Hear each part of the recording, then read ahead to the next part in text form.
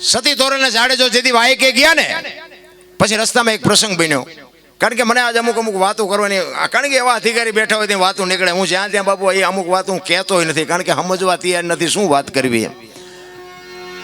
સતી તોરલને જાડેજો વાયકમાં ગયા, રસ્તામાં એક પ્રસંગ બન્યો. તોરલ મુર્શિદ થઈ ગયા અને ગાડી બાંધી અને જાડેજો ગતમાં આવ્યા. હો ભાઈ, ગત એટલે જેસલ તોરલ, રૂપાદે, માલદે, કતીબ શાહ, હરુમભાઈ, કતીબ શાહ, હુરમભાઈ, લાખો, લોયણ, જેતો ભગત, ખીમડીઓ, કોટવા, ડાલીભાઈ, રામદેવજી, હાલો, હુરો, વણવીર, ઢોંગો, નિરલ, કુંભો, આ બધા ગતના ગોઠી હતા. એમાં બધાય સમાજના હતા. હા, એ ખોળિયા જુદાવન જીવ એક થઈ જાય તો મળદા તો આજે બેઠા થયા. બલિરાજામાં એટલે વાંધું બંધ કરવું પડ્યું. એ વાયકમાં ગયા અને આખી ગત પૂછે છે જેસલને કે તમે આવ્યા ને તોરલ કે આ ગાડીમાં છે બધું. અને ગાડી ખોલી અને તોરલ જાગતા નથી.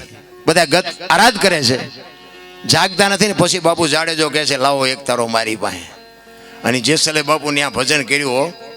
પીરજી પુકારે મુજા ભાવરા, સતી તમારા ધર્મને સંભાળો, પોતાના પૂન સિવાય પાર નહીં, ગુરુ સિવાય મુક્તિ નહીં. બાપુ કોની પાસે વાતો કરી મારા રામ.